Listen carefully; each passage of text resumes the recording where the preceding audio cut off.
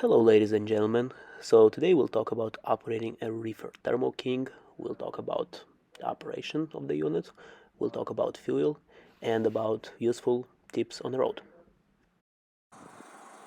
Okay, so about operating the reefer Thermoking, the unit itself, right now it's on, everything's lit up. The engine is now working because we have the cycle mode right here set, and just keep in mind, very important, if you're not instructed to run it in a cycle mode, which is stop and run, just run it non-stop. You do that by pressing these two dots right here, and by removing this icon right there. Do not start the engine and ruin this video. We'll go through the things right here. We have the menu. You can change your set point right here by going plus and minus. Just set wherever you need. Hit OK button right there where it's gonna say is it okay. It'll program your new set point and you'll be fine from there. One more thing I want to talk right here is the menu. Once you hit the menu, just look for the alarms right here. If you have an alarm which is a triangle with exclamation sign, all you can do is go right here in alarms by clicking down, by hitting select, and if you have any alarms that trigger that triangle with exclamation sign, you can hit the clear button and it's gonna go off. If it's not going off, then you know the drill. Call us, phone numbers on Google Maps 773-800-9887, and follow the right prompt for maintenance and repairs. Exit. Whenever you shut off your unit, just hit the off switch and it's gonna be off. Alright, I'll put it in a continuous mode right here, and this is why your dispatch is asking for pictures of the reefer, just to make sure that you guys are running correctly in continuous mode. We have no claims. So basically what's gonna happen now, the engine is gonna start and it's gonna run at this 44 degrees that we have right there.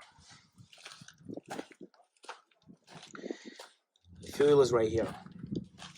So on the driver's side, somewhere in the middle of the trailer, you have the fuel gauge showing it's 3/4 of fuel tank right now. Let me get this right here, it's focused. 3/4 of fuel tank right now. Right here is the fuel tank. Whenever you fuel, make sure you put the right trailer number, leave the number R in the front of it, otherwise it's going to give you an error and you're not going to be able to fuel. Also, I strictly recommend shutting off the trailer, shutting off the reefer when you fuel. Basically the residual from the bottom of the tank might get sucked in the fuel pump, and that's going to create you an issue. So just shut it off whenever you fuel, leave it 5 minutes to settle down, then you can start it back on. Right here we have the load locks. 2 or 3 is more than enough for a reefer. There's no reason to carry 6 on you. That's an overkill.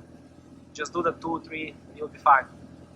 They're working like a regular ratchet mechanism, so just put it, just tighten it up and you'll be good to go.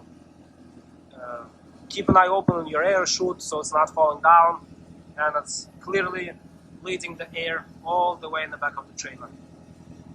Also be careful with the pallets. If they're too tall or if you carry produce, don't make any sharp turns. Just keep in mind you have tall pallets. Talking about loading them, the only difference between a dry van is that most of the time they do single double in the front and everything double all the way to the back, and this is only because of the weight of the reefer, only because of the weight of the unit itself. Now also your dispatchers are going to ask you to take a picture of the thermal gun that is going to be provided to you. So again, this is nothing complicated. Just go into the trailer,